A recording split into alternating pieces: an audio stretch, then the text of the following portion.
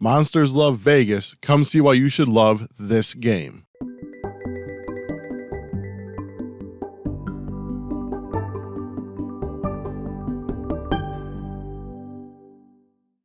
All right, let's first go ahead and take a look at the components in Monsters Love Vegas.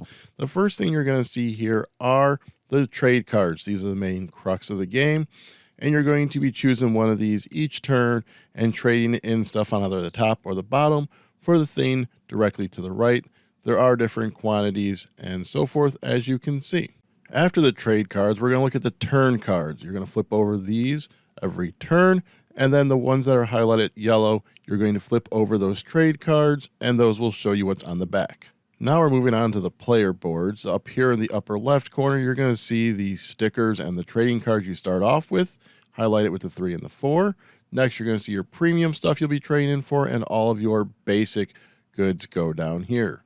Up here, you have how you take the scoring. Speaking of scoring, now we are going to look at the goal cards. You'll get points for these at the end of the game if you have the required amount on each card, so you will need to have the total.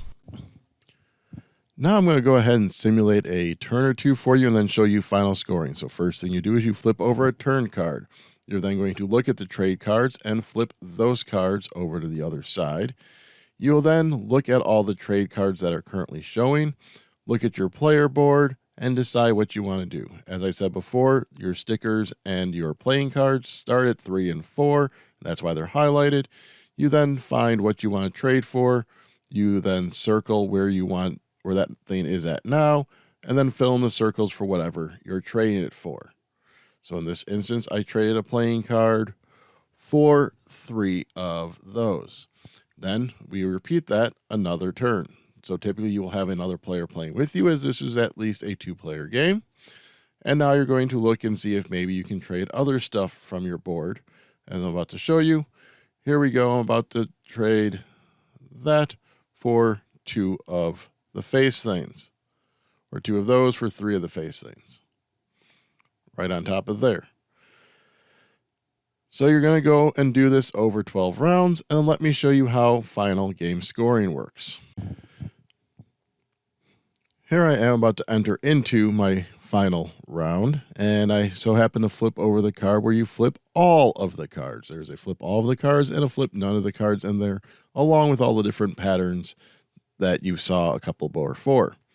Now I'm going to do one last final trade. What am I going to decide to do? Oh, I'm going to trade a trading card for something. Where am I going?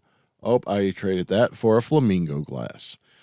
All right, going forward now, I'm going to zoom in on the scoreboard so I can show you how to do the final scoring.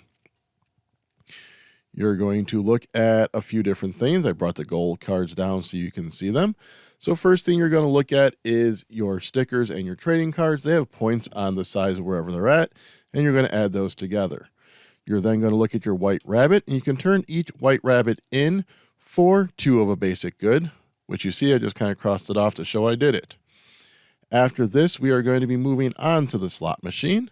What the slot machine allows you to do is score a basic resource. In this instance, it should have been 2 because you score it as a pair, not individually. The flamingo glass is based on how many you have, and then the jackets and the shorts, each pair is 5 points. As I said, the basic items, every pair of the same item gives you 1 point. You add those up. You then check your goal cards. And again, you have to spend the required items for each goal card. So as you see, the 4-point has a Statue of Liberty and the 5-point has 2 Statue of Liberties. So you would need 3 Statue of Liberties to be able to do both gold cards. You are also going to be losing points if you have to skip any rounds, as in you're not able to do a trade if you happen to get very resource depleted.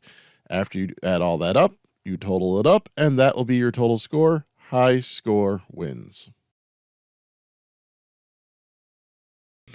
So that was the technical aspects of Monsters Love Vegas, the components, kind of how to play, and all that fun stuff. But now, what about the more intellectual, the more personal aspects of Monsters Love Vegas, and that is what I think of it. I enjoyed it. It was an interesting take on the flipping right, verbing right genre in that you basically get most of the knowledge ahead of time. Yeah, some of those cards might change, but more than likely they're going to flip back at some point. So there is a lot more planning involved with this one than you'd think, because you can be like, I need to make sure I have this resource and this resource and this resource ready because I want to make sure I get enough of that. Or being able to have those white rabbits at the end so you can make sure you can maybe get those goals.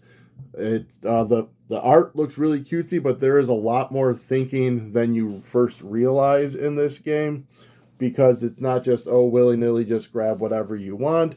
It's, make sure you grab this so you can turn it in for that. Make sure you turn that in because you want points for this. Oh, you got 3 jackets? Well, that does you no good if you don't get shorts, so you need to make sure you have the thing you need to get shorts. Like I said, a lot of planning can go into it, a lot of thought. It's not going to be as quick of turns as you might think, like, oh, whatever, I'm just trading something for something.